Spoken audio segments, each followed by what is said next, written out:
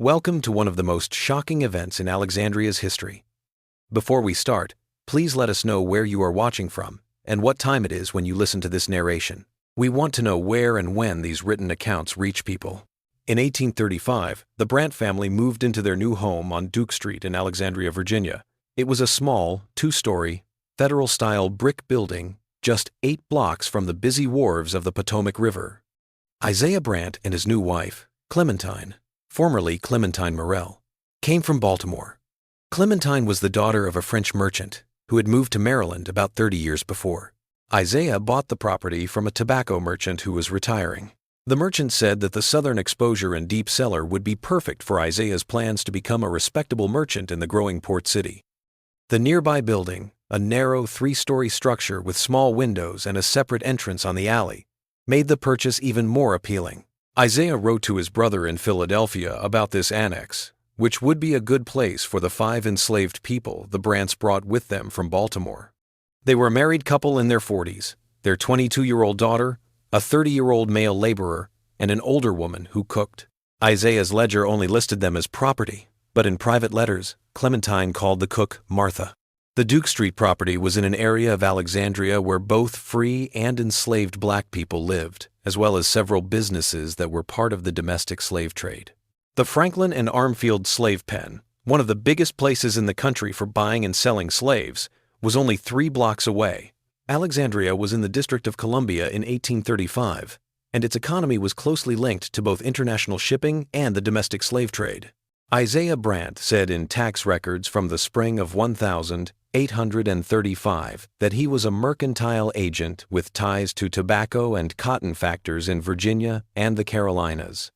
The Alexandria Custom House kept records of regular shipments from his business, which made it look like it was real. But those same records show strange differences, like ships coming from Baltimore and going to New Orleans with cargo manifests that didn't match the goods that were declared. In a letter to her sister in August 1835, Clementine wrote about the first strange thing that happened at the Brant house. She said that the cellar made noises that sounded like furniture scraping, even though there was nothing to move, and that there was an oppressive silence that seemed to follow these episodes. Isaiah told her not to worry about the noises, saying they were just the old house settling or maybe rats in the walls. Isaiah's papers include a ledger that shows he made a lot of changes to the cellar by September. For example, he added a new door with a strange locking mechanism. A craftsman was paid $27 to do specialized ironwork that was called a secure containment fixture. The same ledger shows payments to a stonecutter for work on the cellar floor, but it doesn't say what kind of work it was.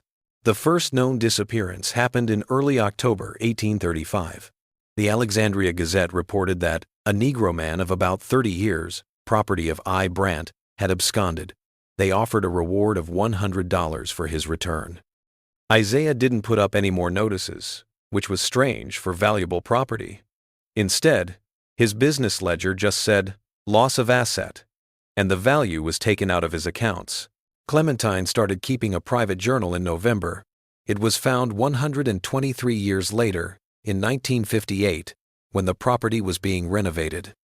Her entries show that she is getting more and more worried about her husband's business. I spends most evenings in his study with the door locked, she wrote. When he comes out, he acts cold and distant. He doesn't say much at dinner and goes to bed right after. The house feels like a tomb. Clementine wrote on November 23rd, "Heard weeping from below after midnight. I claimed it was only the wind in the chimney, but there was no wind last night. Martha now avoids the cellar completely, sending the girl down for supplies. Each time, the girl comes back with a pale face." A strange document from the municipal records from December 1835 shows that Isaiah asked for permission to change the way the sewer ran under his property. The city engineer had some worries about the proposed changes, but in the end, he approved them after Isaiah gave a large sum of money to the city's improvement fund. There isn't much written down about what happened in the winter of 1835 to 1836. There is a curious gap in Clementine's journal from December 27th until February 12th. When she starts writing again, her handwriting looks different, it's more rigid, and the pressure of her pen is deeper on the page. She doesn't talk about the noises from the cellar anymore. Instead, she writes down the comings and goings of her husband's business partners in a detached way, most of whom come after dark. According to a court record from March 1836, Isaiah was asked a few questions about the disappearance of a free black man who was last seen near the Brandt property. Isaiah brought in witnesses who said he was at a business meeting across town at the time in question. The case was thrown out right away. Isaiah's business seemed to be doing well by April. His bank records show large deposits, and he bought 2 more properties near the water. But people who lived nearby started to talk about how Clementine looked different. A letter from the wife of a merchant next door says she is ghostly thin and that she stands at her window for hours, staring at nothing, and won't go to tea or church. A series of bills from a local apothecary is the most important document from this time. Isaiah bought more and more laudanum from April to June 1836, saying it was for his wife's nervous condition. The same apothecary records show purchases of strange chemical compounds, potassium permanganate, different acids, and a lot of lime. These things are useful around the house, but they are also known for getting rid of smells and breaking down organic matter. In June, it was reported that another of the Brandt household's slaves had run away. This time, it was a 22-year-old woman. Isaiah posted another quick notice and didn't seem to try to get her back. Clementine's journal entry from the same day is even more disturbing. It says, "He told me she ran away." The locked door tells a different story. Clementine's journal entries become more and more disjointed by the middle of summer.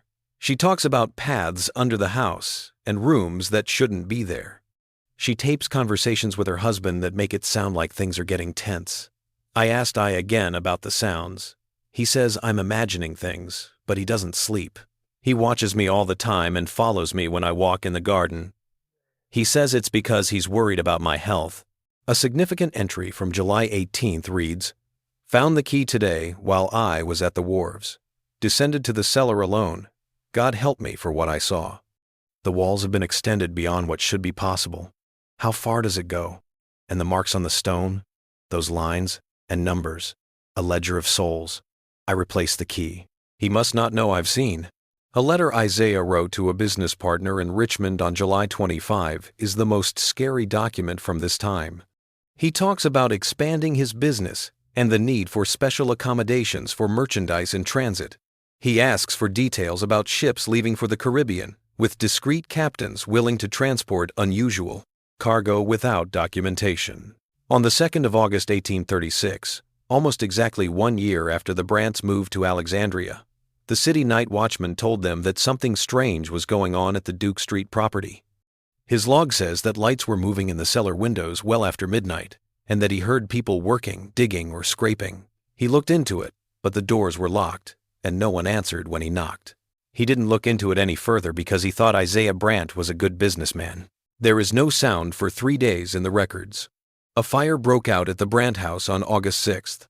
The fire had already destroyed a lot of the main house by the time the fire department got there. The flames did not touch the annex next door, where the slaves lived. The Alexandria Gazette said the next day that the bodies of Isaiah and Clementine Brandt were found in the rubble. The official cause of death was listed as smoke inhalation, which caused asphyxiation. Isaiah's brother came from Philadelphia a week later to settle the estate and took the last 3 slaves into custody. The fire left the cellar mostly untouched, which is amazing. City engineers who looked at the property saw that the original structure had been changed a lot. The walls had been moved, the floor had been dug out to make deeper levels, and a narrow tunnel seemed to lead to the Potomac River nearby. The report said there was evidence of recent activity, but it didn't say what it was. For almost 10 years, no one lived on the property. Then, a shipping merchant bought it, tore down the building that had been damaged by fire, and built a new warehouse on the site. Workers who were digging up the cellar reportedly found strange artifacts, such as iron restraints and tools that were made for a specific purpose, but couldn't be identified right away. A worker told a local minister that there were also names and dates etched into the stone on the walls. These findings were not officially documented, and construction continued without delay. 22 years later, the most frightening document connected to the Brandt mystery came to light. Thomas Wilson, a former slave trader, told a Methodist minister in New Orleans on his deathbed in 1858, Wilson said he had done business with a northern gentleman in Alexandria who ran an underground holding facility for temporarily storing merchandise that was going to be illegally sent to Caribbean plantations. Wilson's confession talked about a complicated plan to move enslaved people outside of the legal channels of the domestic slave trade. It was basically a human trafficking operation that got around even the most basic legal protections and records that were supposed to be in place for enslaved people. He talked about a modified cellar where people were kept for weeks at a time before being taken through a tunnel to ships waiting in the dark. Wilson's claim that the operation's owner had found ways to break resistance using a mix of chemicals and mind games was the most troubling. Wilson said that the people who lived through this preparation came out as living ghosts, empty shells who would do anything that was asked of them. The minister wrote down Wilson's confession, but because it made him uneasy, he put it away. The document stayed hidden until 1963, when it was found while the church's archives were being organized. Historians who looked at the confession found details that matched exactly with the changes made to the Brant cellar. Wilson couldn't have known these things unless he had actually been there.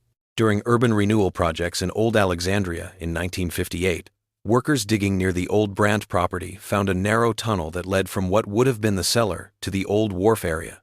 Several artifacts were found inside, including a woman's shoe that looked like it came from the 1832nd, a key with an unusual shape, and, most importantly, a small leather-bound book. A lot of it was unreadable because of water damage, but a few pages had what looked like a list of names with dates and amounts, a ledger of human cargo. Forensic tests on the soil in and around the tunnel found chemicals that were similar to those that Isaiah Brant bought from the apothecary in 1836. The high levels of lime were even more troubling. Lime was often used at the time to cover up smells and speed up the breakdown of organic matter. One of the most disturbing things that happened was when workers took down a part of the original cellar wall and found a small hole with Clementine's entire journal inside. Historians have never seen the last entries before. They show a woman who was so desperate that she did something. Her entry from the 5th of August, 1836, the day before the fire, says, "I have seen everything now. The tunnel, the chains, the room where they are changed. I found the missing pages from I's ledger. Not merchandise, people, dozens of them. Their names, their prices, their destinations, and the special notes on procedures performed. God forgive him. God forgive me for my silence. There is only one way to end this." The last entry, from August 6th, says, "The lamp will fall tonight. The fire will cleanse what cannot be redeemed. I have sealed this journal where flames cannot reach. Someone must know what happened here. Someone must remember them." In 1960, investigators looking into the arson case said that the way the fire spread was consistent with an oil lamp that had been turned over on purpose in the main bedroom, just as Clementine had planned. The last important piece of evidence in the Brant mystery was found in 1968, a ship's manifest from August 1836, which was found in a collection of maritime records in New Orleans, listed cargo that was brought from Alexandria. There was a coded part of the standard cargo list that, when decoded using keys found in Isaiah's business letters, showed that 9 unnamed items were being shipped at prices that were typical of human trafficking at the time. The manifest was written on August 4, 2 days before the fire that burned down the Brant home. A modern office building now stands where the Brant house used to be. A small historical marker only says that the place used to be the home of merchant Isaiah Brant and his wife Clementine, who died in a fire in 1836.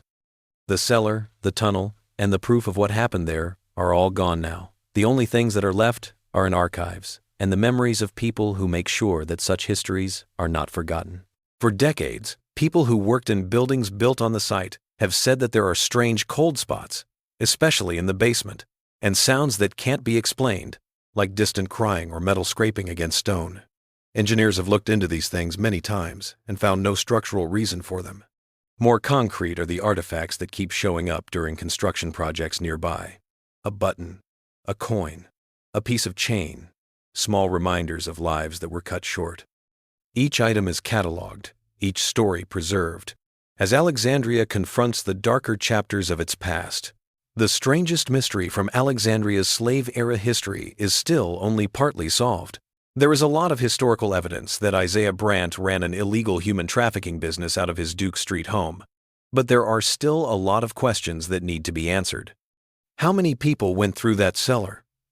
Besides Thomas Wilson, who else helped Brandt? What was the procedure that his secret ledgers talked about?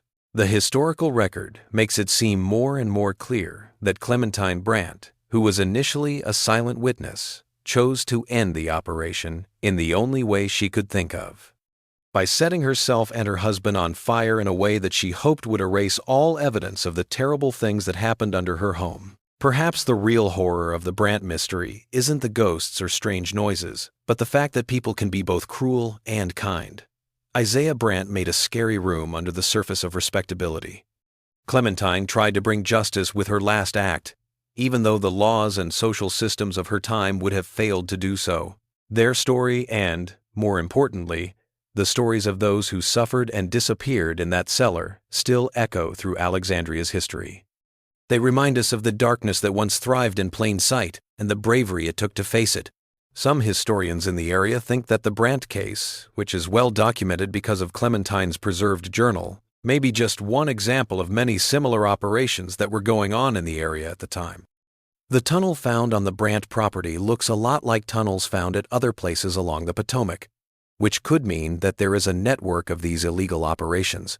An old woman came forward in 1967 and said that her great-grandmother had been held in a devil's cellar in Alexandria before escaping during a fire. Her description of the place and the operation matched details from the Brandt case that were not made public at the time, which made her story more believable and suggested that at least one person may have gotten away during the fire's chaos. As Alexandria digs up its past, both literally and figuratively, the story of Duke Street serves as a haunting reminder that the most disturbing parts of history are often right below the surface, waiting to be found by people who are willing to look beyond the usual story. Some people say that on quiet nights, if you stand on the corner of Duke Street where the Brandt house used to be, you can still hear a faint scraping sound coming from below, as if furniture is being moved, even though there is no furniture to move. In 1969, a graduate student looking into the domestic slave trade found a broken letter in the records of a Baltimore bank where Isaiah Brandt had done business. The letter, which was written in July 1836, was sent to a shipping captain and had secret instructions for meeting at the Alexandria wharf. Brandt's casual postscript, which said, "The procedure continues to prove effective. The merchandise from last month has been successfully delivered without incident or resistance." Not a single word spoken during transit made this document especially disturbing. This mention of the procedure matched earlier mentions in Isaiah's hidden ledger and Thomas Wilson's deathbed confession. In 1972, historians and medical experts looked at all the evidence and came up with the idea that Isaiah had come up with a chemical way to put his victims into a dissociative state. He did this by mixing laudanum with other drugs he bought from the apothecary to make a drug that made people quiet and compliant. This theory is backed up by archaeological evidence. When the tunnel was dug up in 1958, soil samples showed traces of opium derivatives and chemical compounds that, when mixed together, would have effects similar to what is now known as a chemically induced traumatic dissociative state. In short, Isaiah Brandt seemed to be using primitive chemical mind control methods to make his human merchandise easier to move and less likely to fight back or run away. A ledger entry from June 1836, which was partially saved from water damage, says, "Procedure refined. Subject remains functional but compliant for about 14 days. Memory impairment noted. Vocalization completely suppressed. Value increased by 40%. This shows that Brandt wasn't just trafficking enslaved people. He was also experimenting on them to make them more valuable by changing their mental state so they couldn't resist, remember, or talk about what happened to them. The merchandise in transit he talked about in his business letters were people who had been chemically changed into what one historian later called walking ghosts. It's less clear how Clementine went from being a passive observer to being an active opponent of her husband's operation. Her journal entries show that she slowly started to realize what was going on under her house. In the first few entries, She seems to believe Isaiah's explanations for the strange sounds and things that are going on. By the middle of the journal, she writes about her growing suspicion and fear, both of the truth and of her husband, whom she says has become watchful, suspicious, sleeping with the cellar key beneath his pillow. A particularly revealing entry from June 1836 reads, "I was called away unexpectedly today. Martha says she heard crying from below. I pretended not to hear her. What kind of woman have I become that I pretend not to hear crying beneath my own floors? I am a coward. Each day of silence makes me more complicit." It looks like Clementine started looking into things on her own by July. On July 10th, she wrote about how she followed Isaiah to the wharves one night, dressed in his coat with my hair hidden, keeping to the shadows. She saw him meet with the ship's captain and heard bits of conversation about special cargo and private transportation. On July 12th, she wrote about finding financial documents in Isaiah's study that showed transactions much bigger than what his legitimate business could explain. She writes, "Where does this money come from? These payments to captains, doctors, and guards, what goods need to be handled like this?" It looks like the turning point happened on July 18th, when she found and used the key to the cellar. Even though she doesn't say exactly what she saw, the entry from that day shows a big change in the way she wrote and spoke. The neat, controlled script turns into a mess with ink blots and crossouts. She writes, "Souls. God help me. He is trading souls, and not just trading, changing them, breaking them. I will never forget the empty eyes of the woman chained to the wall. She looked at me, but did not see me. What has he done to her? What has he done to all of them? What have I allowed?" Starting from this point, Clementine's entries show her making a plan. She starts keeping track of Isaiah's schedule and figuring out how he moves and when his business partners come. She writes down how she hides small amounts of money and collects supplies like lamp oil, matches, and a small knife that she keeps in her sewing basket. She writes on July 25, "I thought about going to the police today. Then I remembered who they are. Men like I. Men who eat at our table, tip their hats to me on the street, and do the same work. There will be no justice from that quarter. Maybe there can be no justice at all. Only an end." A scary entry from July 30 says, "I counted the bottles in I's cabinet today while he was out. There was enough laudanum to put the whole family to sleep forever." That would be the nice way, but I'm not feeling nice anymore. Records from the Alexandria parish show that Clementine started going to church more often during this time. The minister's diary shows that she was very interested in talks about damnation and redemption. She even asked for private advice about the sin of complicity and whether God forgives people who don't act against evil. She writes on August 2nd about hearing the night watchman outside while Isaiah worked in the basement.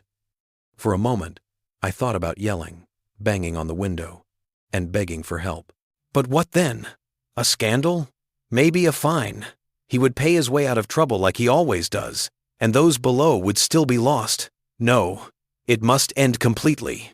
The entries for the 3rd and 4th of August are short and almost peaceful. She talks about everyday things she does around the house, like telling Martha what to do for dinner, fixing one of Isaiah's shirts, and arranging flowers from the garden. Knowing what she was going to do later, these everyday notes take on a haunting quality. They are the last signs of normalcy before her desperate act. Her second-to-last entry on August 5th talks about her last find, a hidden compartment in Isaiah's desk that held what she called the true ledger. This document, which was never found, apparently listed all the people who had been through Isaiah's cellar, including their names and destinations, as well as detailed descriptions of how he had subdued them. "I know everything now," she writes. "The scope is greater than I imagined. Not dozens, hundreds, over 4 years, first in Baltimore, now here. And others involved, respected men, pillars of society, merchants and doctors and ship captains.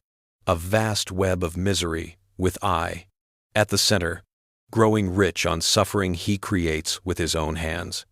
There is no authority to appeal to, no justice to be found within the system that permits such things. The system itself is the crime." Her last entry, written on August 6, the day of the fire, includes her confession and explanation.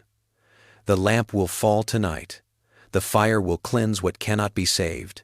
I have sealed this journal where flames cannot reach. Someone must know what happened here. Someone must remember them.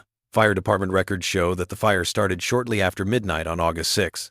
When responders got there, the main house was already on fire. The report says that the fire seemed to have started in the master bedroom and spread quickly, probably because of lamp oil or other flammable materials. Isaiah and Clementine Brandt's bodies were found in their bed. The official report says that the medical examiner's notes found in 1973 have a strange detail that isn't in the public records. Isaiah's body showed signs of having breathed in smoke, which means he was alive when the fire started. Clementine's body did not. Instead, the examiner found proof that the person had taken laudanum before they died, probably before the flames reached the body. This makes it seem like Clementine might have killed herself with the laudanum before starting the fire. This way, her plan would work even if she lost her nerve at the last minute. It was the last thing she did to fight back against her husband and her own involvement. What about the people who were in the cellar when the fire broke out? The history books don't say much about what happened to them. The tunnel that goes to the Potomac is one option. It's possible that some people got away during the fire's chaos. The 1967 story of an old woman who said her great-grandmother ran away from a devil's cellar in Alexandria during a fire gives this theory some support. The 1958 excavation showed that the cellar itself didn't get too much damage in the fire. The stone walls and floor were mostly unharmed. Reports from the fire department say that they worked to keep the fire from spreading to nearby buildings instead of trying to save the Brandt home, which was already on fire. This means that anyone who was in the cellar might have been able to get away through the tunnel while things were going on. Isaiah's brother came from Philadelphia a week after the fire to settle the estate. He told the authorities that 3 enslaved people who were registered to Isaiah had survived the fire because they were living in the annex, which was not damaged by the flames.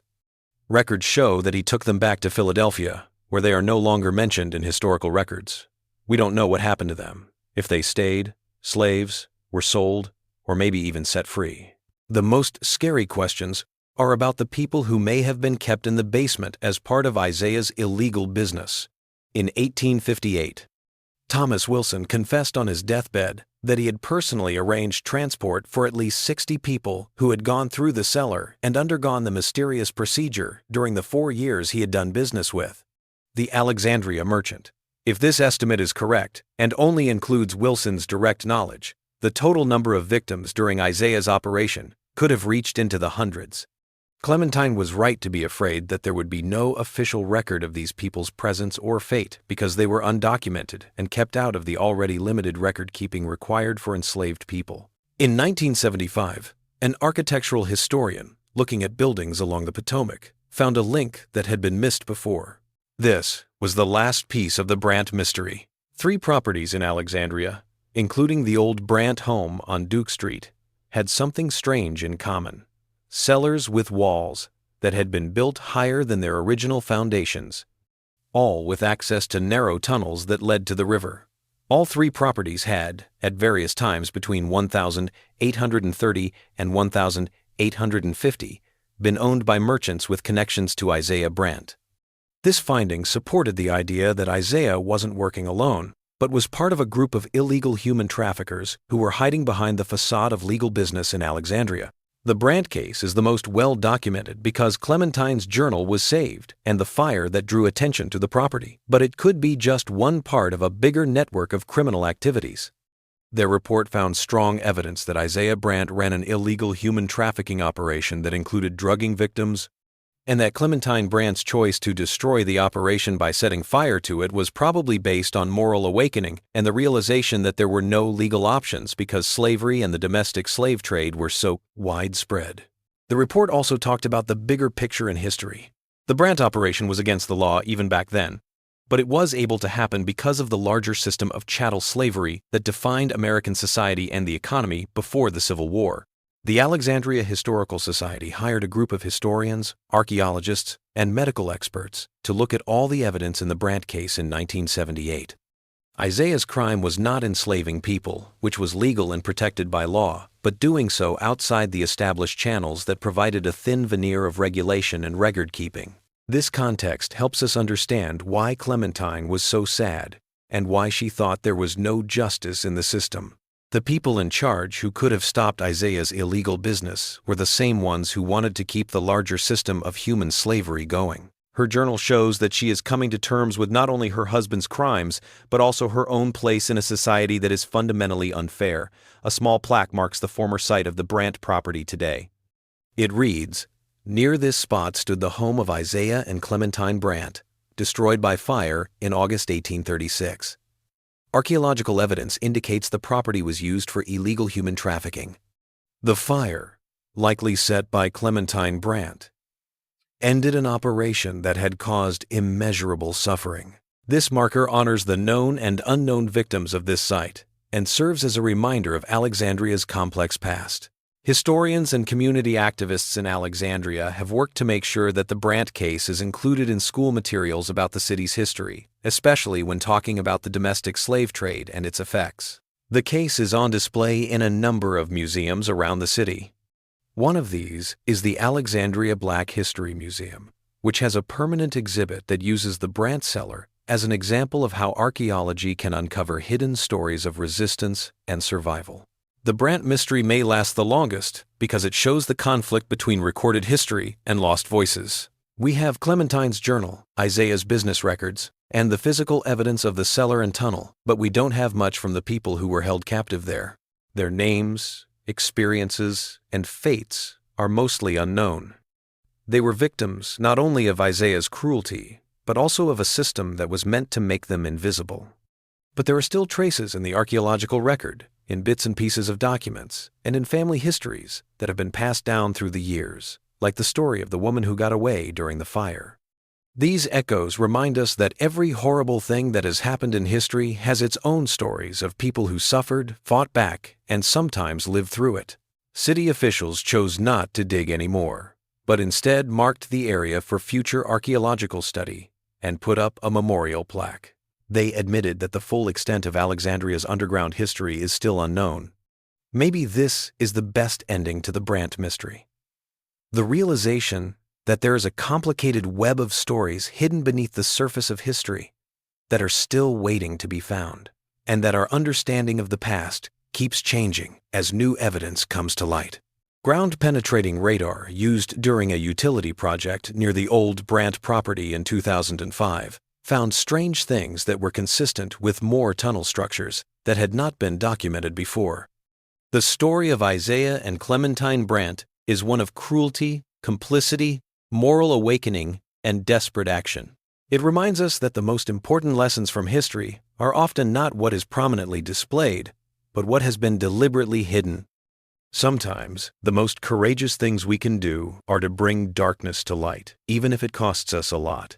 Today, as you walk the cobblestone streets of old Alexandria and pass by federal-style buildings that look a lot like the one where the Brants lived, remember that there are stories behind these familiar facades that have not yet been fully told. Some are inspiring, some are disturbing, and all are part of a complicated legacy that continues to shape our understanding of American history. And if you feel a sudden chill or hear what sounds like scraping from below while standing on the corner of Duke Street where the Brant house used to be, it could just be the wind in the old buildings. Or maybe it's history itself that makes us remember what happened here and listen to voices that have been silent for too long.